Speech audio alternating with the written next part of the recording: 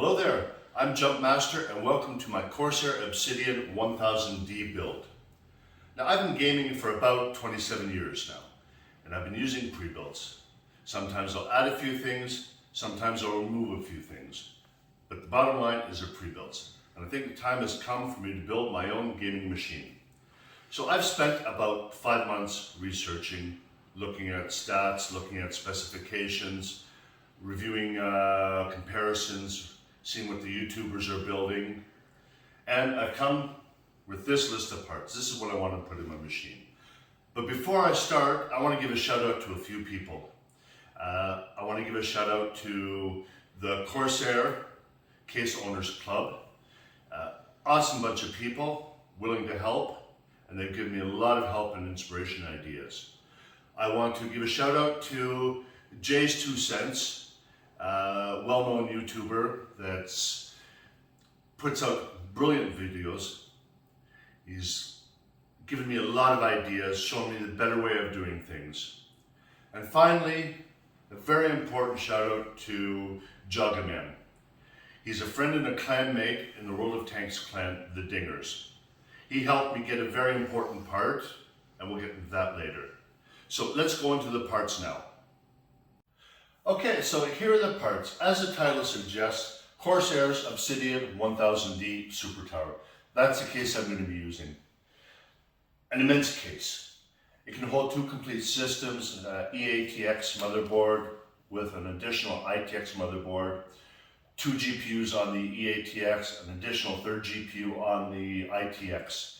It's got room for 8 fans at the front, 120 millimeters. It can hold 3 140 millimeters at the top and another 2 120 millimeters at the back, okay?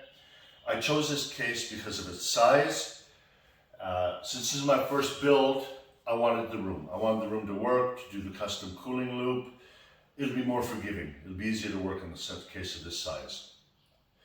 Now, for the motherboard, I've gone with Asus ROG Corsair 8 Extreme. One, because it's a high-end motherboard. 2, I can put 5 M.2 SSDs on it, 3 on the board itself, and 2 more in the DIMM.2 slot. It also has 8 SATA ports, okay? So that's the reason I'm going for that. The GPU, or CPU, sorry, will be Ryzen 9 5950X. Probably one of the better CPUs out there in the market today. So this is I've done for this. Now, the RAM. I made a slight mistake with this RAM. I've gone for 64 gigabytes, 4 times 16 gigabyte sticks. This has a cache latency of 18. I should have gone for 16, my mistake, but I don't think in the overall scheme of things, this is going to cause major problems in the performance. For the GPU, I've gone for the RTX Tough Gaming 3080 Ti. I wanted the Strix, but because of supply issues, this is what was available to me. Specs-wise, they're very comparable, but the difference is this has sRGB. This turned out good because I will be putting EK RGB water block on it, so in the long run I will be having the RGB. Now, the power supply and the PSU. I've gone for Corsair's AX1600i. Overkill, for all intents and purposes, overkill. But I was looking for one of the more reliable PSUs out there. And from what I understand, this is one of the more reliable PSUs. It'll also handle anything I can ever throw at it. It's got a 10-year warranty, so I went with this. And yes, overkill. Now, let's get into the cooling. Now, I wanted the H170i Elite Black Capitalix LCD. This is going to be a centerpiece of my build. Now, I searched for 2 months to find this.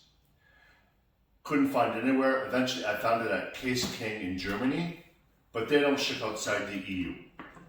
So I had this sent to my friend JoggaMan in Norway, and he had it sent to me. Jogga, thank you very much. You're the best. I'll be putting on this 6 QL140s RGBs from Corsair in a push-pull configuration. Okay.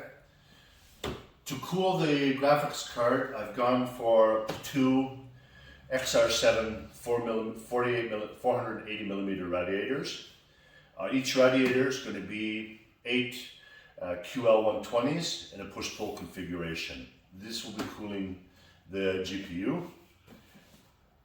And to get the custom loop going, I've gone for the XT5 RGB reservoir pump combination.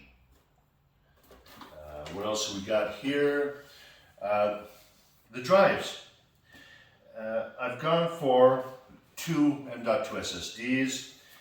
For the operating system, the Samsung's 980 Pro, 1 terabyte M.2. For my Steam games, I'll be using Corsair's MP60 Core, 4 terabyte M.2.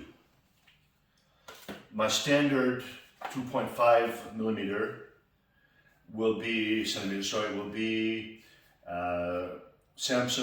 870 QVO 4 terabyte SSD. And for standard storage, I've gone for Western Digital Black 7200 RBM 6 terabyte hard drive.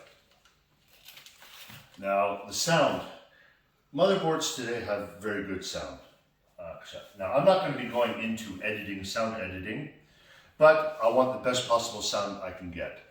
So I've gone for Sound Blaster's AE5 Plus. Again, this can be used for high quality sound editing, but I want it for high quality gaming.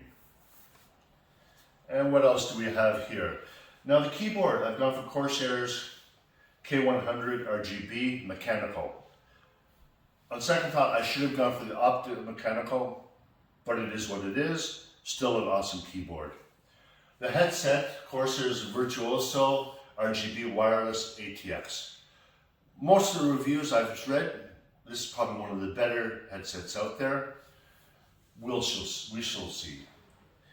For the gaming mouse, Corsair's Ninth Sword RGB. What else we got here? And the extended mousepad, the MM700 RGB. Now, you guys are going to say, oh, Corsair fanboy. Not at all. First of all, Corsair puts out awesome products. Secondly, because RGB is very important in this build, as we all know, unicorn vomit can add up to 5 to 10% FPS. Known fact, proven. But nonsense aside, I can use one program to coordinate all the lighting. Corsair's iCUE. So I'll go into more detail on the parts. Oh, I also forgot the cables. I didn't want to use the standard cables, so I went to Cable Mod, and I wanted my own color scheme, so I chose Blood Red Black. I also went to Pirate Dog Tech to get the RGB cable extensions. And this is what's going in. So let's get into the build. We'll be right back. Again, everything you see here will be listed in the bottom. The manufacturers with their specifications, the vendors, and the shoutouts. So come back and we'll get into the build.